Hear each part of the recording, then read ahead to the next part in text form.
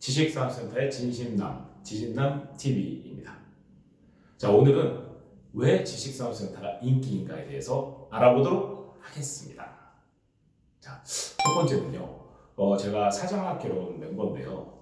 최근에 돈의 속성이라는 책 아시죠? 돈의 속성이 150세를 돌파했는데 작가가 누구예요? 김승호 회장님인데 김승호 회장님 저희가 대까지 텍사스까지 놀러 갔었습니다. 김승호 회장님이 어느 날 사석에서 이런 이야기를 하는 거죠. 만약에 너희들이 사업을 하면서 임대료를 5년 이상 감당할 수 있으면 그 부동산을 사서 이자를 내는 게 낫지 않을까? 라는 이야기를 했습니다. 저도 어려서부터 계속 사업을 했는데 평생 임대료 내고 사업을 했습니다. 지나고 보면 그 부동산을 내가 사서 그죠? 대출 이자를 내는 게 훨씬 좋지 않았을까 생각해 보면 부동산의 시세도 올라가고 결국 임대료보다 이자가 더 저렴했던 거죠. 인류가 생기고 나서 임대료가 이자보다 저렴했던 적은 없습니다. 결국에 내가 부동산을 사서 그것을 이용하면서 시세 상승까지 기대할 수 있다면 좋은데 바로 지식산업센터가 그런 특징을 갖고 있습니다. 자, 두 번째는요. 80% 대출이 된다는 겁니다. 어느 날 주택시장에 투자를 열심히 하는 어떤 모임이 있었어요. 부산에. 근데 이분들이 지식산업센터 대출이 80% 된다고 하니까 이게 진짜야? 하고 10명 중에 딱 한 명이 서울을 와서 같이 임장을 돌았어요. 현장을 막 돌아다닌 거죠. 그러면서 그분이 이렇게 말씀하시는 거예요. 사기인 줄 알고 와봤는데 진짜 80%가 되네요. 와, 신기하다. 네, 이게 지금 가장 큰 레버리지 투자의 힘인 것 같아요. 대출이 80% 이상 나온다는 거예요. 자, 세 번째는 분양을 받는 경우에 실제 투자할 때는 토탈 계약금의 10%. 틀렸네요. 토탈 금액의 10%만 필요합니다.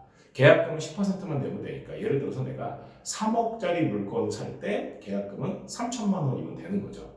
이게 상당한 레버리지를 일으킬 수가 있죠. 일반적으로 분양을 받고 나서 계약을 하고 나서 준공은 2년에서 2년 반 뒤에 되거든요. 근데 그 사이에 시세가 올라가면 이 분양권의 시세가 올라가니까 실제로는 내가 10%를 냈지만 오를 때는 100%에 오르게 되는 거거든요. 이런 장점이 있어요. 자, 네 번째는 분양권 전매가 자유롭다는 겁니다. 지금 분양권 투자는 굉장히 다른 분야에서 어려운데 지식산업센터는 여전히 분양권을 사고 파는 전매에 대한 제한이 없어요.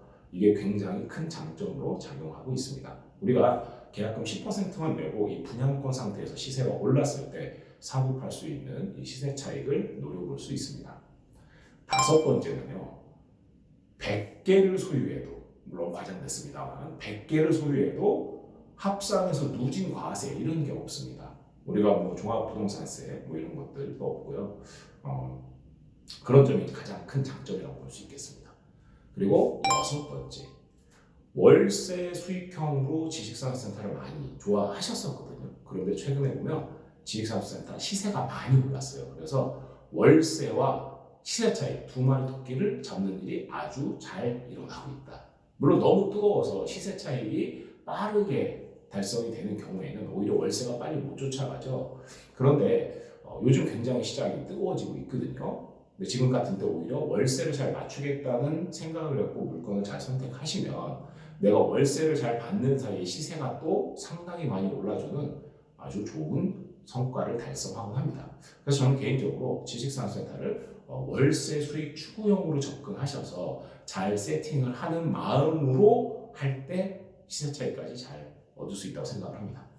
자, 그리고 일곱 번째는요. 이 월세를 놨을 때 임차인들이 들어오면 잘 안 나가요. 일단 사업을 하기 때문에 월세를 밀리는 경우도 잘 없고요. 그리고 규모가 있고 인테리어를 해서 들어오면 들어올수록 임차인들이 잘 나가지 않기 때문에 우리가 주택처럼 수시로 들어왔다 나가고 또는 2년 주기로 계속 새로운 세입자가 들어오고 이런 게 아니라 대체로 좀 오래 사용하는 분들이 많이 있다는 겁니다. 그리고 여덟 번째는요. 실입주 기업에게는 실제로 입주하는 기업에게는 세제 혜택이 많이 있습니다. 취등록세를 일단 4.6%가 아닌 2.3%로 할인을 해주기도 하고요. 그리고 우리가 과밀 억제 지역에서 성장 권역 같은 데로 이전을 하게 되면 보통 4년간 법인세를 면제해 준다든가 이런 세제 혜택들이 많이 있습니다. 그리고 아홉 번째, 손가락이 모자라네요. 실제 사용하는 기업들이 아주 만족도가 높아요. 실제로 사용을 해보면 일단 건물이 또 클 때 더 그런데요. 편의시설들이 많이 있고 직원들이 사용하는 만족도가 좋습니다. 대표적으로 지식산업센터는 대체로 구내식당이 있거든요. 이 구내식당만 이용해도 굉장한 만족도가 있어요. 맨날 뭐 먹을까 고민하지 않아도 되죠. 그리고 건물 관리가 굉장히 잘 돼서 10년, 20년 된 지식산업센터 가보셔도 굉장히 관리가 잘 돼서 새 것 같아요. 이 정도로 관리가 좀 잘 되고 있고요. 그다음 저렴한 관리비, 그리고 또 주차가 일반적으로 화물차도 들어오고 이런 경우가 많아서 좀 여유롭고 쾌적한 상태에 있다는 게 편리한 점입니다. 마지막 10번째는요.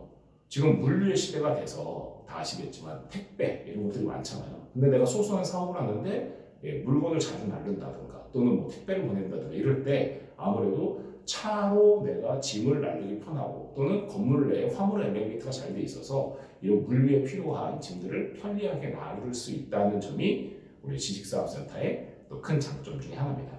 이외에도 너무 많은 장점이 있는데 오늘은 딱 10가지로 추려봤습니다. 지식사업센터의 진심남, 지진남 TV. 다음 편에서 만나요. 구독과 좋아요 꼭 눌러주세요.